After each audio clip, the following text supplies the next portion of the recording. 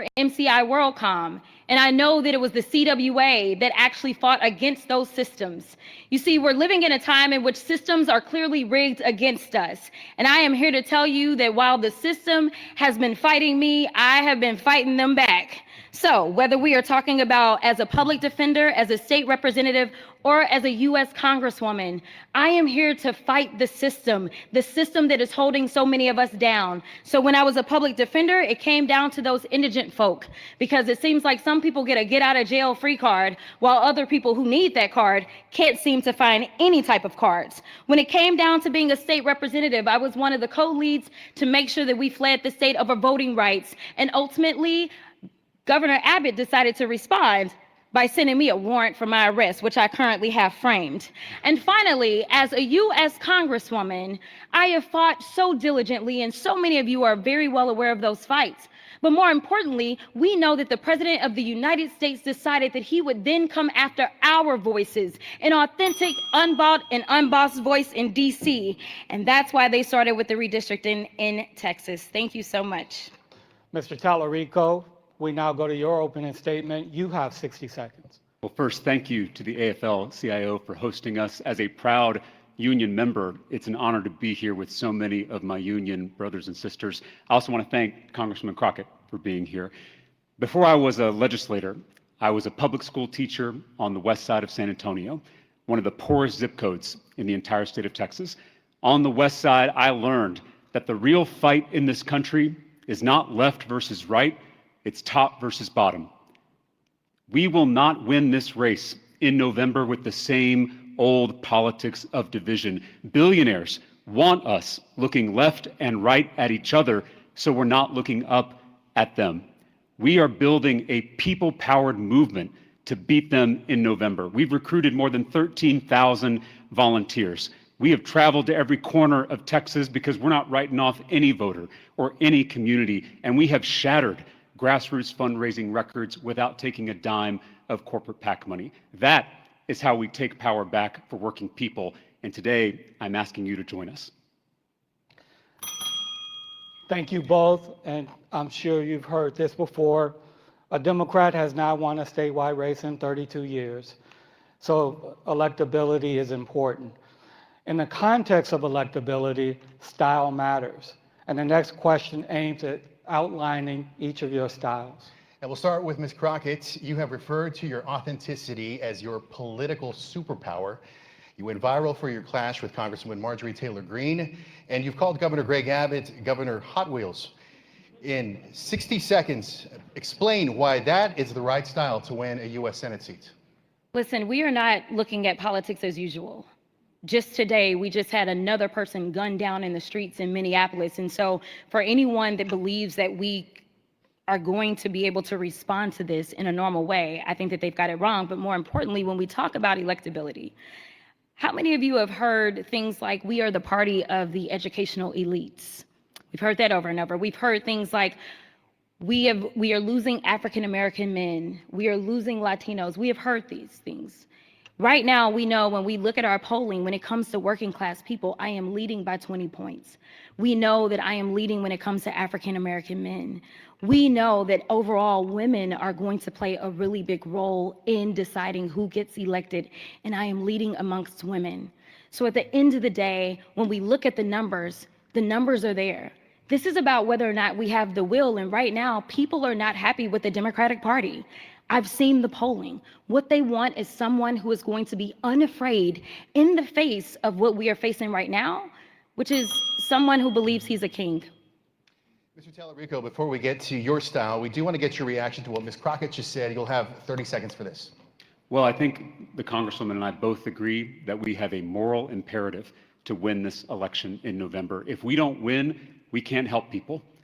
I have seen the consequences in the trenches of the Texas legislature of losing elections. I've seen my constituents get hurt. I've seen rights that we took for granted rolled back.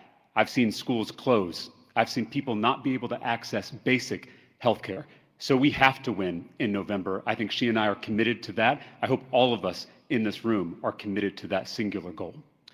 Mr. Talarico, you said that your campaign is shaped by two commandments: love God, love your neighbor. But a lot of Democrats want a fighter. So why do you think that your approach is the right one to get you to Washington? And you have 60 seconds for this. I don't think you should believe anything a politician says. I think you should look at what a politician has done. The best indicator of future behavior is past behavior.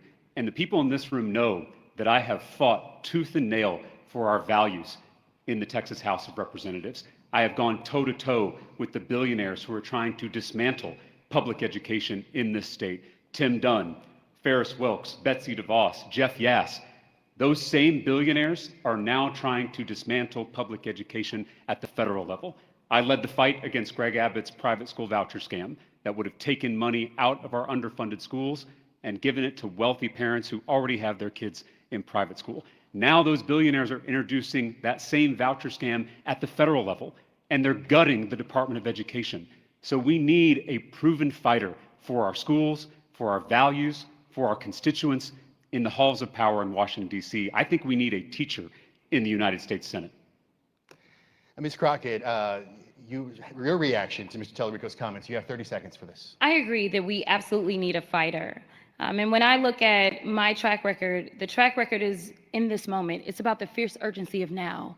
We are living in a time that many of us have never seen in this country and honestly never thought that we would see.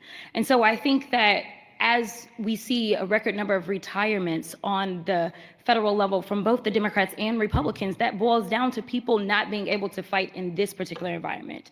I think that I've evidenced that. In fact, James and I served in the state house together. He's actually been elected longer than I have been elected, yet he's not as known right now because I have engaged in these fights and they have been right there on the front lines where people could see me out front.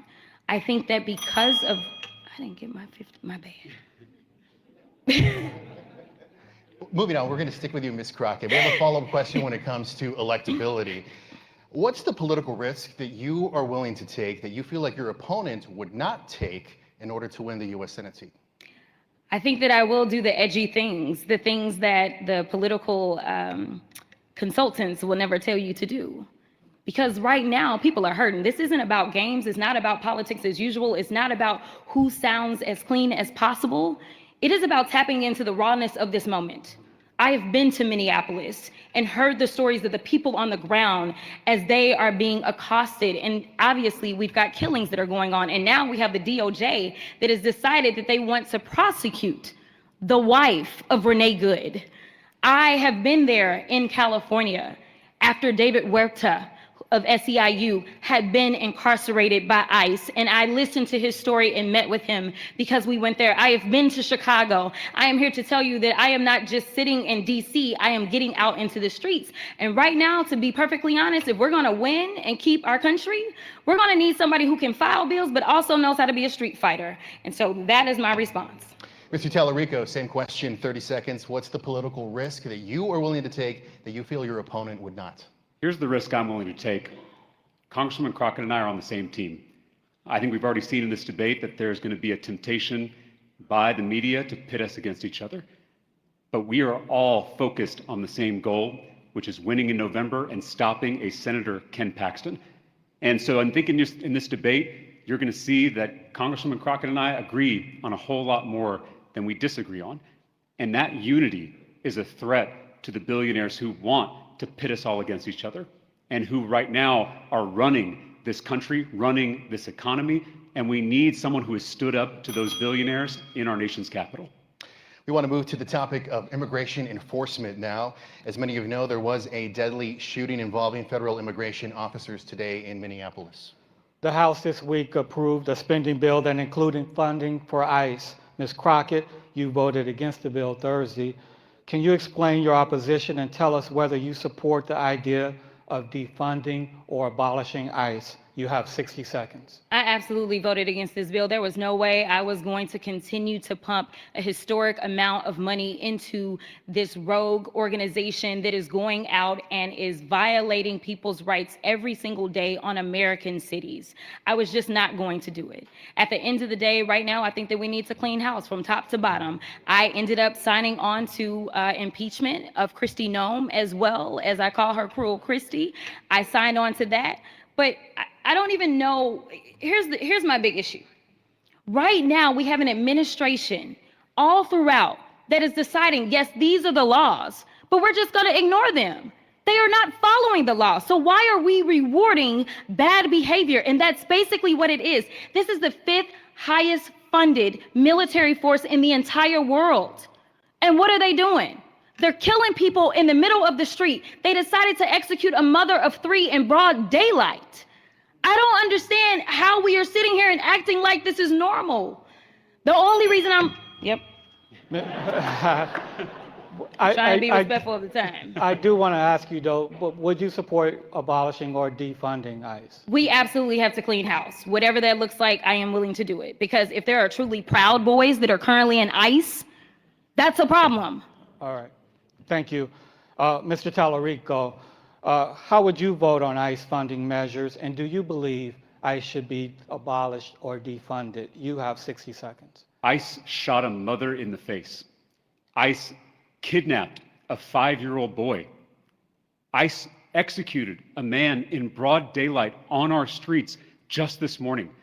It's time to tear down this secret police force and replace it with an agency that actually is going to focus on public safety. We need to impeach Kristi Noem. We need to prosecute agents who've abused their power. We have to haul these masked men before Congress so the world can see their faces. We should be cracking down on the cartels, not our communities. We should be prosecuting gang members, not small business owners. We should be hunting down human traffickers, not moms and babies. We need comprehensive immigration reform in this country. We need to remake this broken immigration system in our own image. And once we win a Senate majority, we will do exactly that. Just to be clear, though, would you, in 10 seconds, abolish or defund ICE? We have seen this historic increase in funding for ICE. That money has come out of our healthcare. So what I would say is that we should take that money back and put it in our communities where it belongs. Staying on the topic of ICE, with a follow-up question, Mr. Talarico, you'll have 30 seconds for this. One comment that you have made is that ICE should crack down on cartels. So what does cracking down on cartels look like to you? So we have a law enforcement agency that is going after American citizens, that's going after our neighbors, including our undocumented neighbors. There was a mom and dad up in DFW, the Vargases. They own a dry cleaners. They've had it for 20 years. They're beloved by their customers, by their community members. They raised a daughter who is now attending Texas Tech University. On their way back from Tech, after dropping her off, they were detained by ICE. If our law enforcement officials are going after the Vargases, that means they're not going after the cartels or rapists or murderers. And so I think whatever we think on this issue, we should have law enforcement focused on public safety.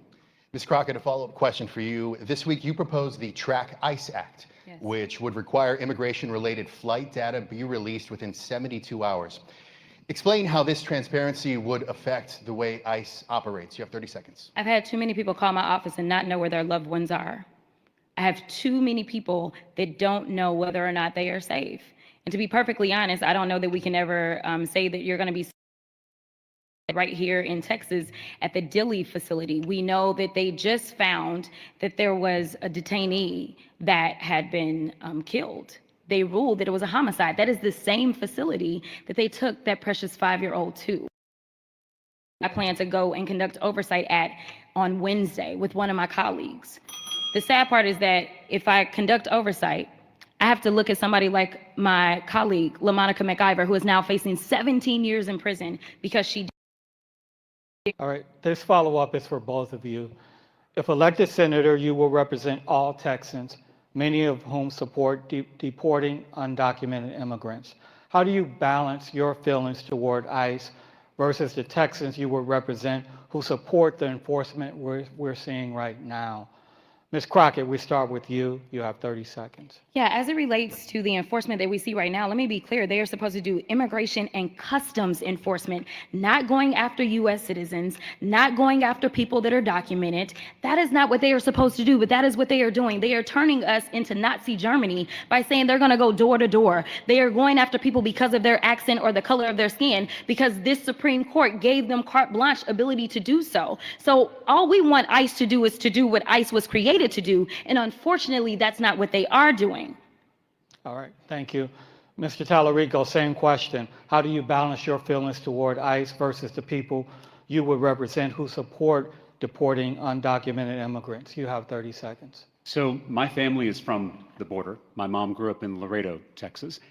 I feel like Texans understand this issue of immigration more so than people in other states because we live with it, both the benefits and the challenges. So what I've said is that our southern border should be like our front porch. There should be a giant welcome mat out front and a lock on the door. We can welcome immigrants who want to live the American dream. We can build a pathway to citizenship for those neighbors who have been here making us richer and stronger, and we can keep out people who mean to do us harm. All right, well, this debate is being hosted by the Texas AFL-CIO, and some of their union members have some pre-recorded questions for the candidates. We start with one from Calvin Mackey, first business agent for International Longshoremen's Association, Local 24 in Houston. Here's the question.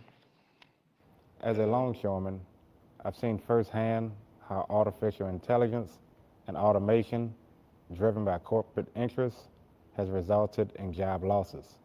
If elected, what will you prioritize at the federal level to ensure workers have a voice in artificial intelligence implementation and are protected from unfair uses of artificial intelligence? Mr. Talarico, and I believe Mr. Mackey is here in the crowd. How would you prioritize the federal level to ensure workers have a voice in AI implementation and are protected from unfair uses of AI? You have 60 seconds. Well, when I was a public school teacher, I was a member of my local teachers union, the San Antonio Alliance. Shout out to the Alliance. And now that I'm a state lawmaker, I'm a proud member of the Texas State Employees Union. And I'm proud to say that in the Texas legislature, I have a 100% pro-worker voting record from the AFL-CIO. You've had my back when I was a worker in the classroom, and I've had your back as a legislator. And that includes when it comes to AI.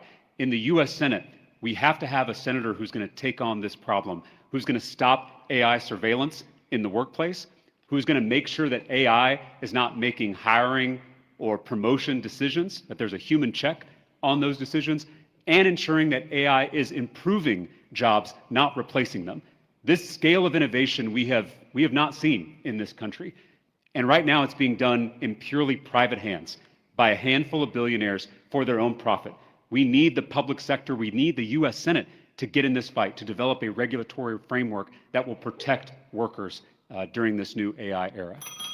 Thank you. Ms. Crockett, same question. What would you prioritize at the federal level to ensure workers have a voice in AI implementation and are protected from unfair uses of AI? You have 60 seconds. Thank you so much. So I currently serve in the AI caucus, and so we've been talking about a lot of things. In fact, there's a bill specifically as it relates to AI, not on the job side of it, that AOC has recently introduced, and this is around some of the dangers of AI.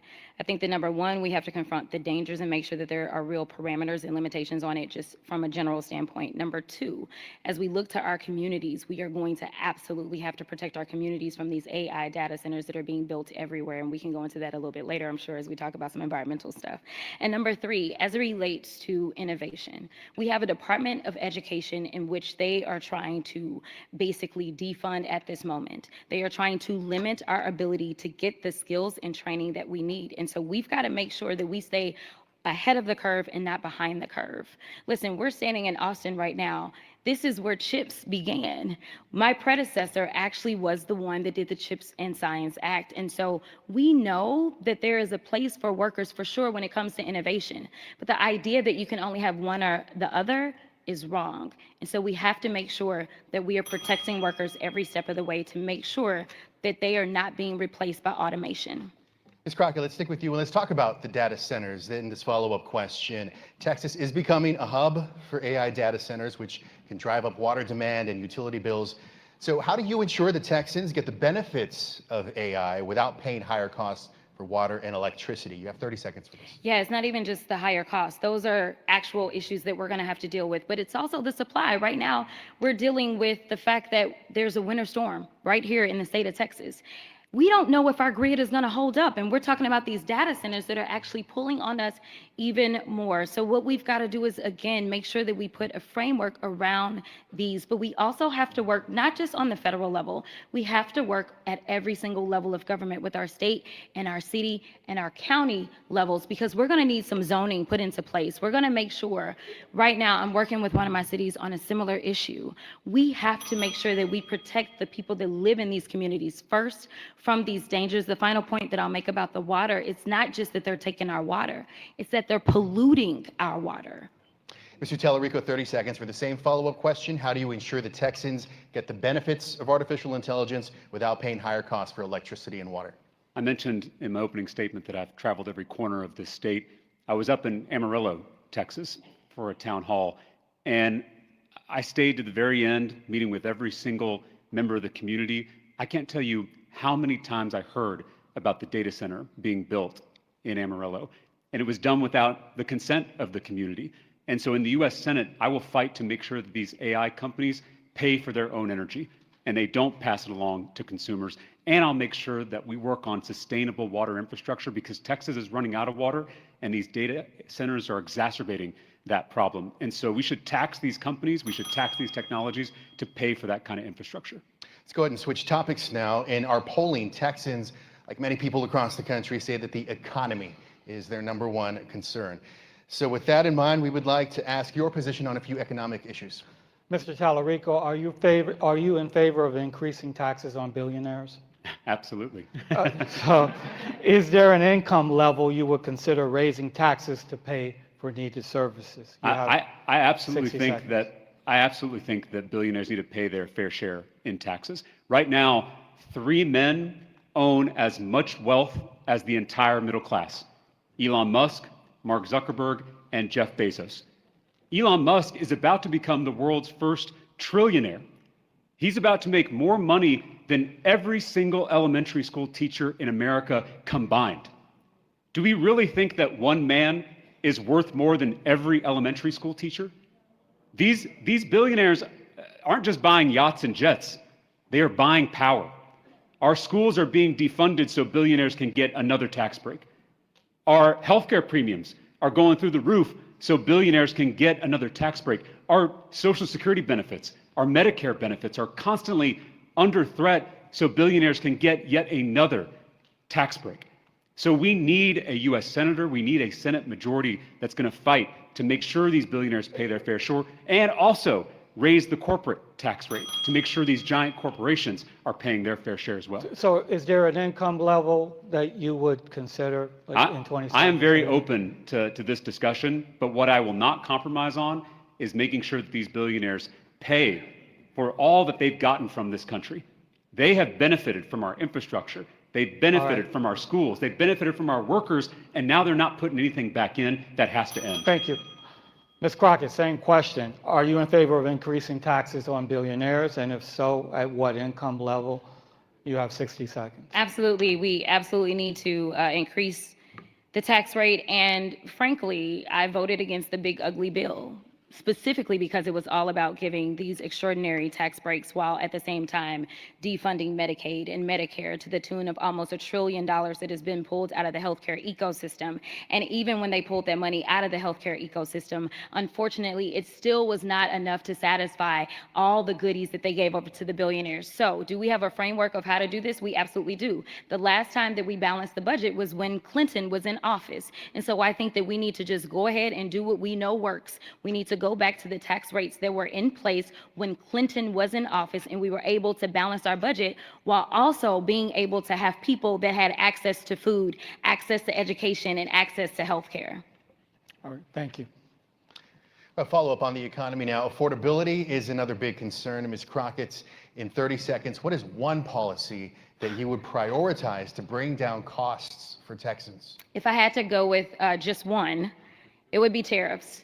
And we have to roll back these tariffs. Right now, we know that our farmers and ranchers are filing record-breaking bankruptcies in this moment because of the trade policies. We know that when we look at the Port of Houston, that is presenting a problem for them. We know that Texas is actually the top exporting state in the entire country. We also know that our small businesses are shuttering their doors, as well as even some of these larger corporations that are employing a lot of folk that are sitting here specifically because of the tariffs. I was just in Amarillo with Tyson workers right now, and right now they are shutting a plant, or they are actually relieving 1,700 people of their jobs because of these tariffs, in which we don't have our ranchers being satisfied.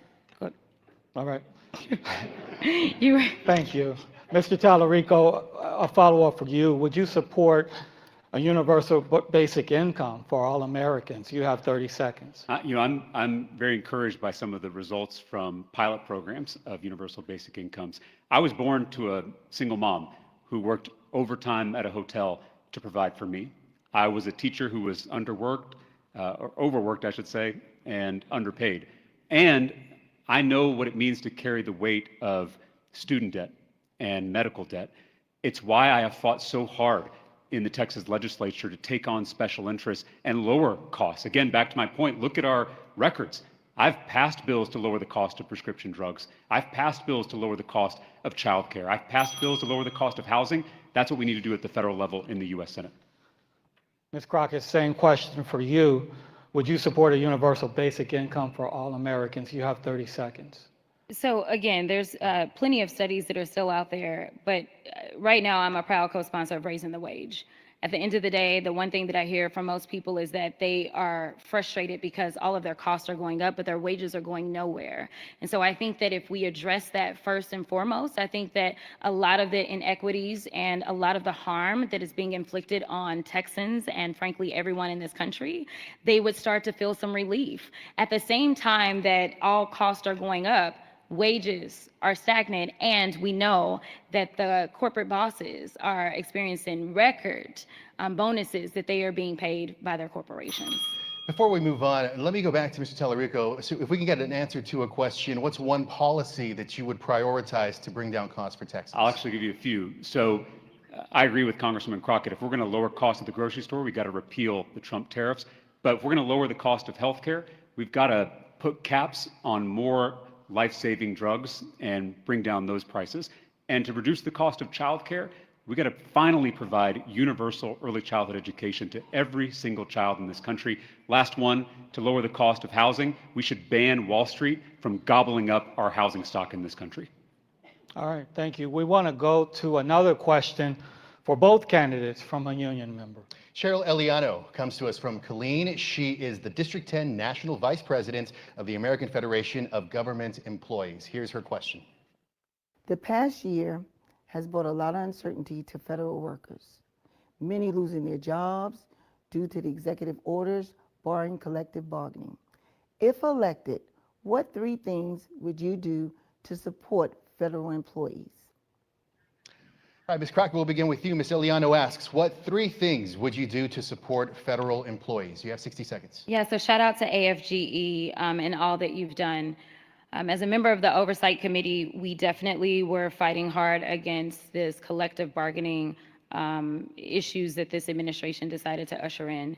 So number one, as it relates to the executive orders, we have partnered with different organizations that were filing lawsuits, because most people don't realize that we as members of Congress can't bring the lawsuits ourselves. So we've partnered with organizations to make sure that we could get your stories out there and get some folk as plaintiffs to sue this administration. And thankfully, organizations like Democracy Forward have been very successful.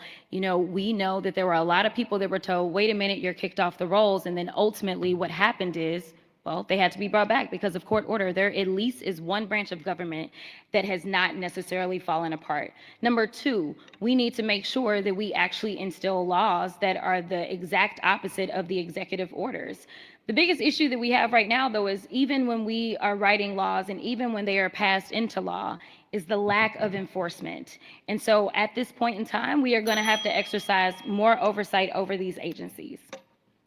10 seconds for your third point. The third point, we are going to have to exercise oversight over these agencies, as well as make sure that we just empower our unions, because union busing has been another one of those agenda items for them. And so the more powerful our unions are, the better that the unions can fight for the actual workers. Ms. Crockett, thank you very much. Mr. Talarico, same question for Ms. Eliano. What are the 3 things that you would do to support federal employees? You have 60 seconds. Yeah, and we shouldn't call them federal employees. We should call them what they are, which are public servants. They are signing up to do difficult jobs serving this country. And instead of disrespecting that service, we should honor it. So the 3 things I would do is 1, reverse all of the DOGE cuts and reinstate those employees. 2, make sure that we're raising their wages so they're paid what they're worth. And then 3, make sure that we protect their right to organize and right to collective bargain. And this, I think, is so critical, because we're not going to recruit the next generation to enter into these public service roles with this kind of disrespect. And we're seeing it all across the federal government. It has to end. The only way to do that, though, is to win in November and have a Senate majority that will finally hold this executive branch accountable.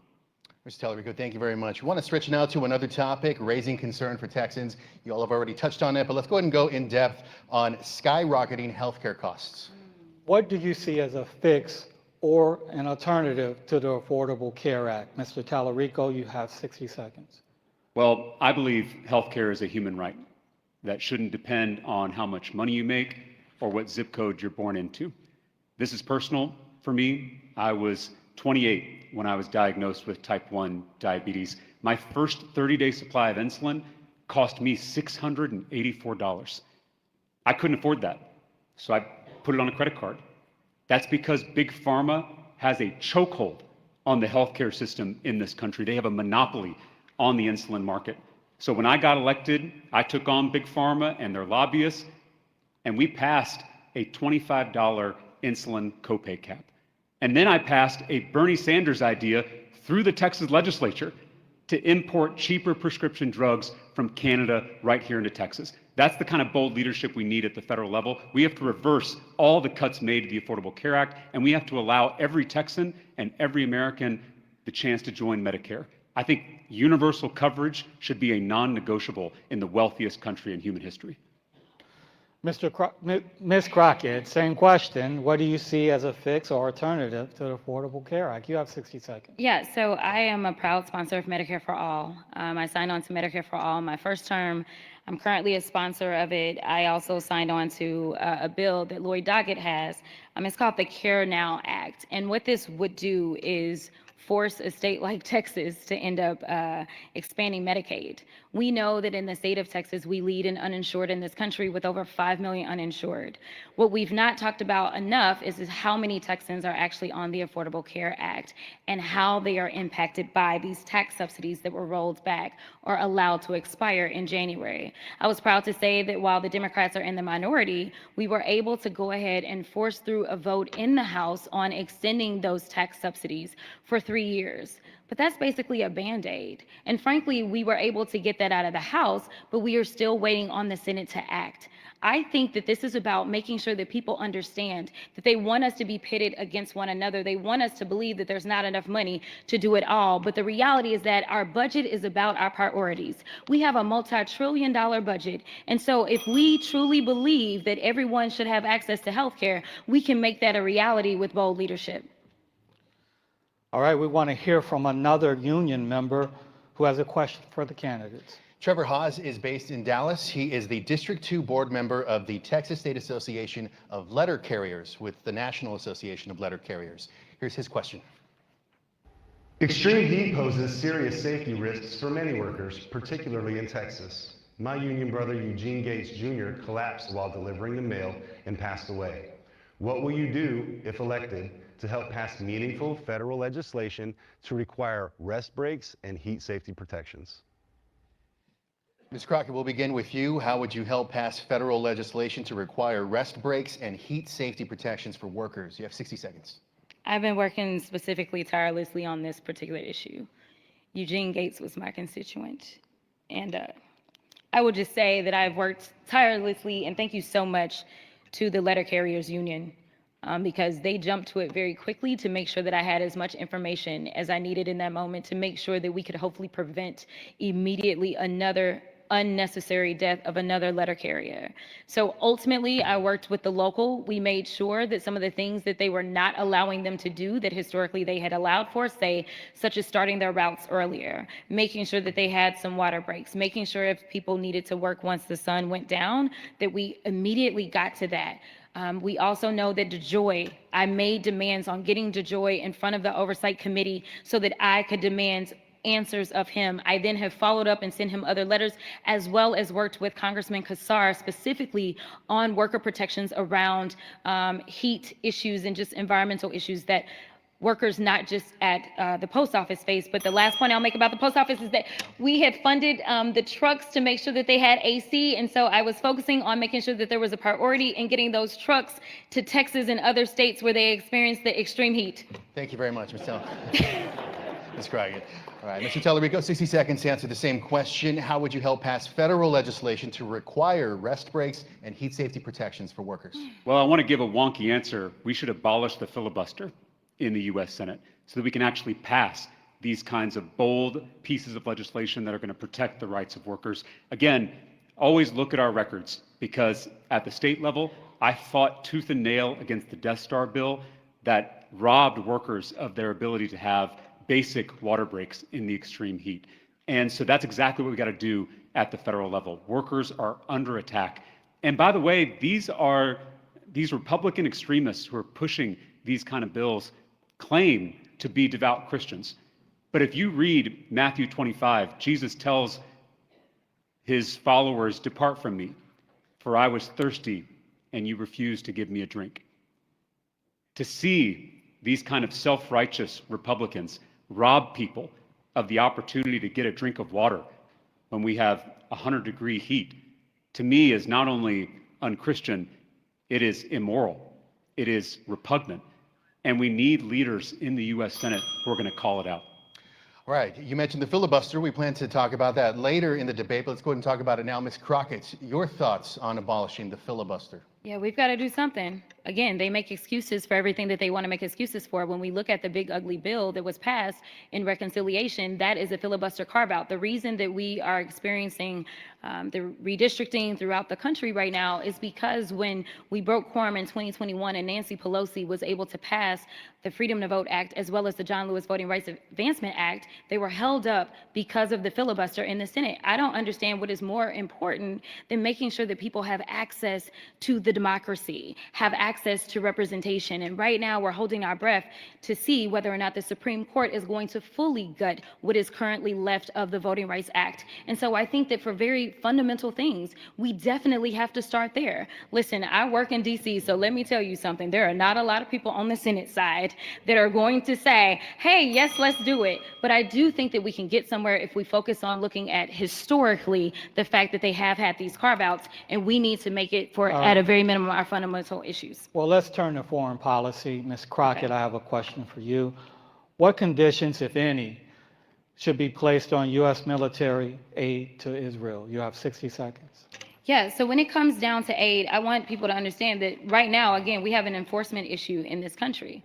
We have rules. If there is a violation of international law, then we are not supposed to continue to send the money. We are supposed to stop the money. Right now, our issue isn't whether or not we're writing enough laws. Our issue is whether or not we are actually going to enforce them. And right now, as we have Republicans that control the House, Republicans that control the Senate, and a Republican in the White House, unfortunately, there's a bunch of cowardness instead of courage to decide that they are going to say, this is the reports that we have, and therefore we need to enforce the law.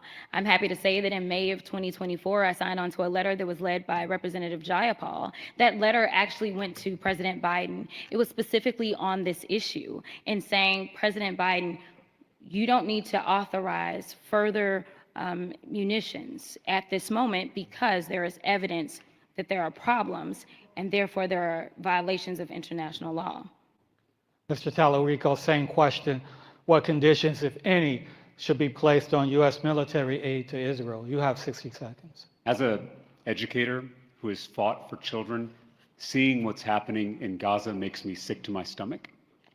I quoted a theologian the other day who said, I screamed at God for the starving children until I realized the starving children was God screaming at me. God is screaming at all of us in Gaza as we speak. Yes, Israel has a right to defend its people, certainly after October 7th, the deadliest day for the Jewish people since the Holocaust. But Prime Minister Benjamin Netanyahu does not have the right to wage war against civilians. He does not have the right to restrict aid. He does not have the right to use famine or collective punishment as tactics in that effort. And so I have said that if I'm in the United States Senate, I will use every bit of this country's financial and diplomatic leverage to end the death and destruction in Gaza, which means banning offensive weapons to the Netanyahu government and ensuring that we have candidates all across this country who are going to speak the truth about this issue. And I have done that repeatedly. I would not vote to Benjamin Netanyahu that he is currently using to slaughter children in Gaza. Let's stick with foreign policy. Ms. Crockett, you have publicly criticized the U.S. military operation in Venezuela and the capture of Nicolas Maduro. In 30 seconds, do you think the president needs congressional approval before taking military action against a foreign country? Absolutely. We had a briefing on this issue. I was not satisfied with that briefing. At the end of the day, this president is seemingly trying to plunge us not only into a civil war with ICE, but he's also trying to plunge us into World War III. And he's not trying to stop at Venezuela, which is why we must have a check on him, because he is threatening Greenland. He has decided that he wanted to threaten Cuba, and he's talking about going after Mexico, which happens to be our largest trade partner. He is consistent. We don't stop him. I am afraid about how many other folk are going to be trying to come after us. We have to stop him in this moment. All right, Mr. Talarico, you've also criticized the current administration's military action in Venezuela. 30 seconds for the same question. Do you think the president needs congressional approval before taking military action against a foreign country? Absolutely. We have to confront this new American imperialism seeking to colonize Venezuela and Greenland. And I said in the beginning of this debate that I don't see politics as left versus right. I see it as top versus bottom. This intervention in Venezuela is not only reckless, it is deeply corrupt.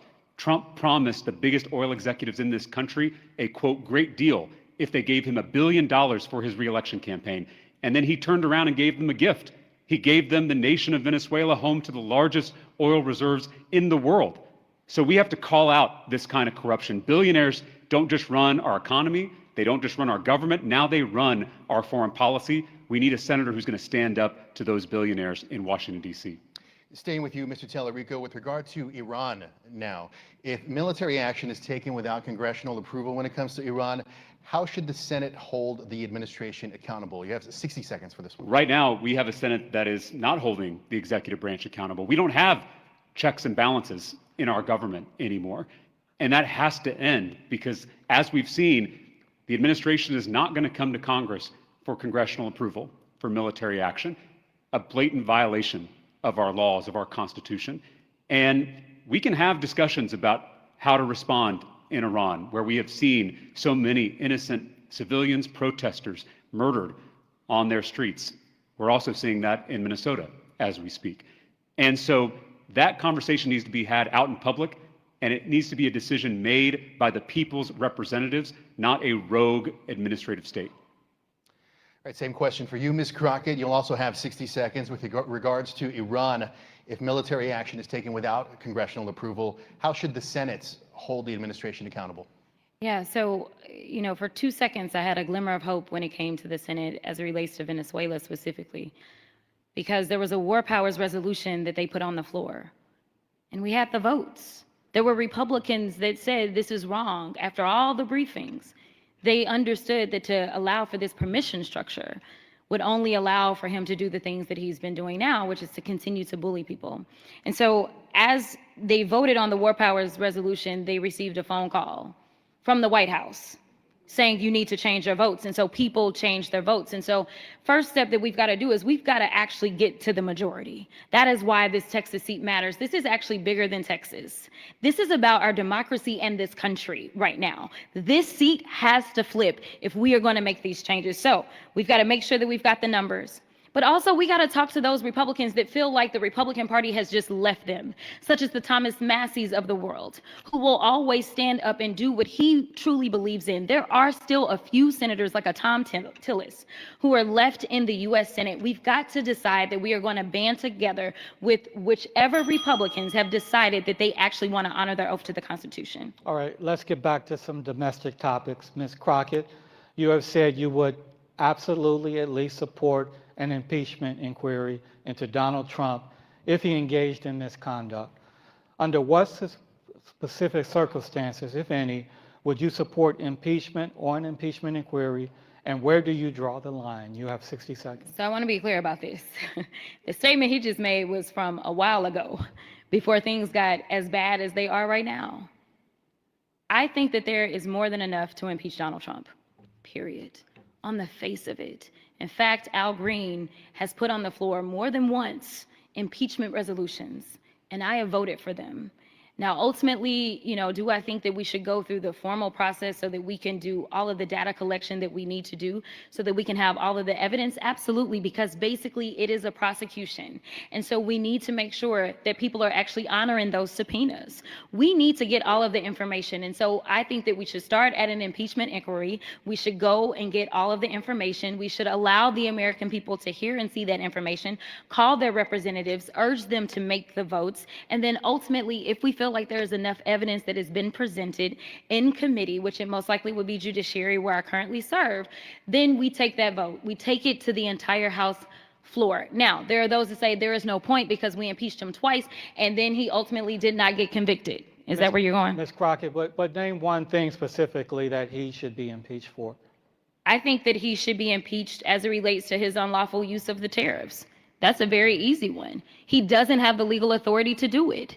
He, everything else as it relates to his legal authority, I think the courts have stopped him, whether we're talking about birthright citizenship and some others, but the courts have not yet weighed in specifically on the impeachments. The tariffs. All right.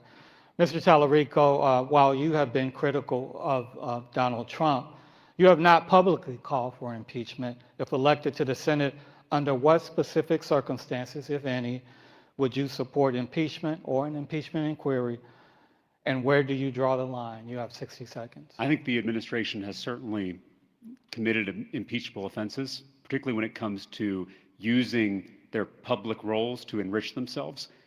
I will conduct myself in any impeachment proceedings in the United States Senate just as I did in the Texas legislature when impeachment charges were brought against our corrupt Attorney General. I evaluated all the evidence. I said it was the most serious vote I ever casted because I was removing a duly elected public official from office. The person who I voted to impeach is now running for this Senate seat on the other side of the aisle. And it should underscore the importance of stopping a Senator Ken Paxton, maybe the most corrupt politician in America, and that's saying something. So to answer your question, Gromer, people can look at how I conducted myself in those impeachment proceedings. I will pore through the evidence. I will treat it with the utmost seriousness, and I will vote my conscience, and I will do my duty. And I believe I heard you say something about enriching himself financially, but be specific. What's one thing you would vote to impeach? Gromer, I'm not going to articulate articles of impeachment here at a political debate, but if those charges are brought in the U.S. House and they come before the U.S. Senate, I will carefully evaluate them, I will weigh the evidence, and I will do my duty as a U.S. Senator. All right, let's talk about the U.S. Supreme Court now. Ms. Crockett, you have co-sponsored legislation to expand the Supreme Court. You argue that the court has been politicized and no longer reflects democratic accountability. In 60 seconds, what specifically led you to that position? Yeah, so there's a couple of things. Just to give a little bit of history on the expansion of the court has been expanded a total of 7 times in the history of this country. The last time that this court was expanded was 150 years ago. Our country has actually expanded a little bit faster than the court has.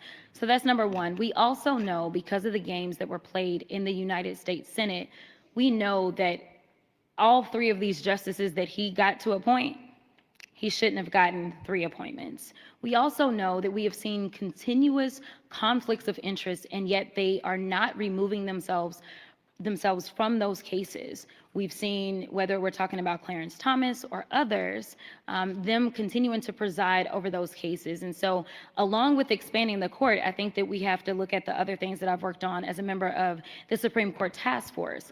We have to look at making sure that there's a term limit so that hopefully our Supreme Court justices can keep up with the times of the people and what is going on in our country. We also need to make sure that there is some type of ethics that this court has to abide by, because unfortunately, this is the only court in the land that does not have a rule of ethics, and there is only one body that oversees the courts, and that is the United States Senate. Mr. Talarico, the Supreme Court, you've spoken about restoring trust in institutions and the rule of law, but you have not publicly endorsed expanding the Supreme Court. You'll have 60 seconds for this. If elected to the Senate, would you vote to expand the court, and why or why not?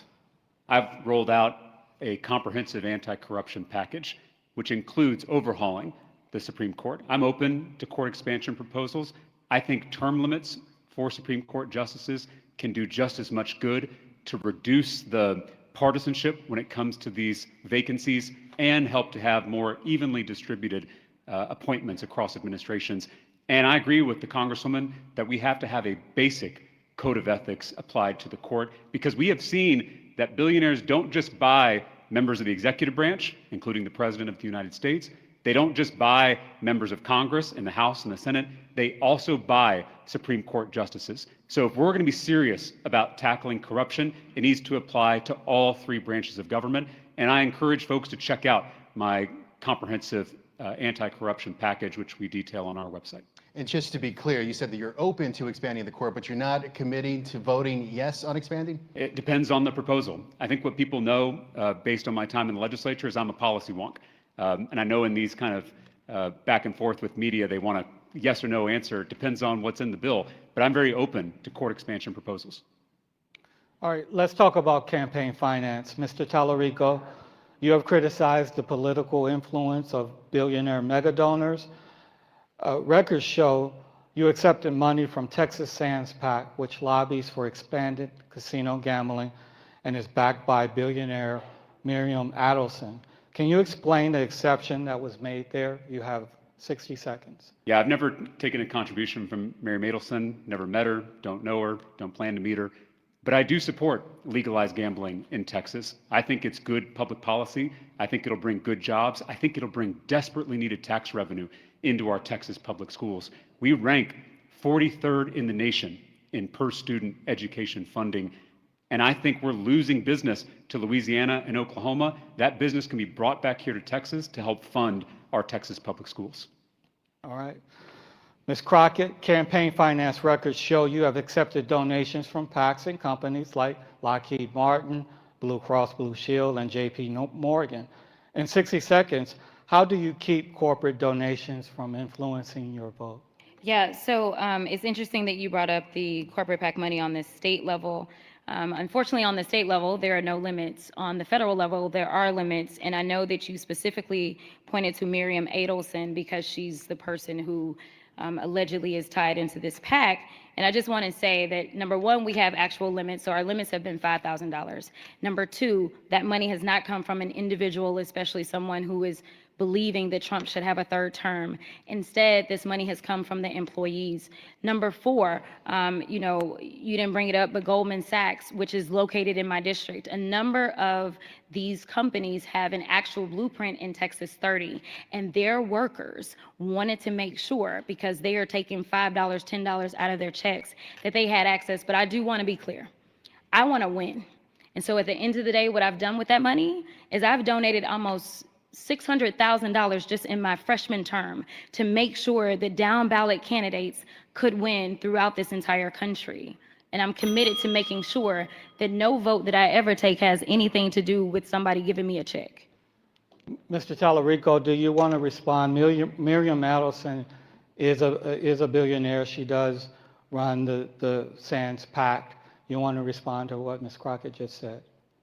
Like I said, I don't know Miriam Adelson. It sounds like she and I disagree on almost every issue, but we do agree on legalizing gambling in Texas. And as I've outlined before, why that is good public policy. And so again, I think what we need to do is ban corporate PACs in this country. I think we need to ban super PACs, which is how billionaires fund our campaigns with secret, unlimited donations. And we got to go further, and we've got to ban members of Congress from trading stocks and enriching themselves while they're in public office. We'll say, Ms. Crockett, a follow-up question on this topic. You have 30 seconds. In polls, voters across Texas have voiced frustration with what they see as corruption and special interest influence in Washington. You are in Congress now, so how would you respond to voters who believe the system is rigged? I agree. I mean, I'm running for the United States Senate because I think that it's time for us to do our best to try to unrig this system. Listen, I'm not a likely story. I didn't come from a family where everybody thought that I was going to end up in politics. And frankly, as I started this off, I said that I hate politics. At the end of the day, we need to do things like you were talking about the enrichment issue as it relates to Donald Trump. Donald Trump has enriched himself to the tune of $1.4 billion since he has been in office in violation of the emoluments clause of the United States Constitution. That's just in this term. All right, we're tight on time. Let's move to Mr. Talarico. A 30-second follow-up question for you. You've touched on themes of moral leadership and restoring accountability and trust in government. If elected to the Senate, what specific anti-corruption measures would you prioritize, and how would they be different from what Washington has already promised but failed to deliver? Well, I've already outlined some of them: banning corporate PACs, banning super PACs, and banning members of Congress from trading stocks. I also think we need to ban forms of corruption that don't involve money. I think we need a national ban on gerrymandering across every state in this country. I think we need to overhaul the Supreme Court, which we talked about earlier. I think we need to pass term limits so people aren't making a career out of public service. And I think we can require, through federal statute, that every member of Congress hold at least one annual town hall in their districts so their constituents can hold them accountable. That's the kind of anti-corruption package that can restore people's faith in this system. All right, thank you very much. Those are our questions, but the debate's not over yet because we want to move to closing statements. Mr. Talarico, you have 60 seconds. Well, thank you again to the AFL-CIO, and thank you to my friend Congresswoman Crockett for being here. And I just want to thank you all for being committed to this cause of flipping Texas and changing the politics of our state. I got into this because of my students. I got into the classroom in the fall of 2011, right after the state legislature cut $5 billion from our schools. I had 45 kids in one classroom. There weren't enough desks for all those kids, so I had students sitting on the air conditioning unit. It's unacceptable. And that's why I ran for the state legislature. It's why I flipped a Trump district that no one thought was winnable by bringing people together to change this broken, corrupt political system. And that's exactly what we can do in this race in November. We have a moral imperative to win. And I know all of you are committed to that cause. All right, Ms. Crockett, 60 seconds for your closing statement. One of the things that you said just a minute ago was a lot of people feel as if the system is rigged. As someone who has seen up close and personal how badly things are working in DC, I have been fighting on the front lines in this corrupt administration. I am willing to take the chances that frankly most are not willing to take. I unfortunately have law enforcement that has to be with me all the time because of the death threats. I'm not telling you that so that you can send me your prayers. I'm telling you that because whoever goes to the United States Senate is going to have to be ready for real war. This is how bad it is. As I was traveling to East Texas last weekend, we received a phone call of a woman whose house they were having to go to because that particular woman had stated over and over and over that she was about to come and kill me. I am here to tell you that it is life or death as we see what is happening in Minnesota and otherwise. All right, that concludes our debate. We want to thank the candidates for participating. We want to thank the Texas AFL-CIO for hosting, and we want to thank you for joining us. We appreciate you spending the afternoon with us. From all of us here, thank you for watching.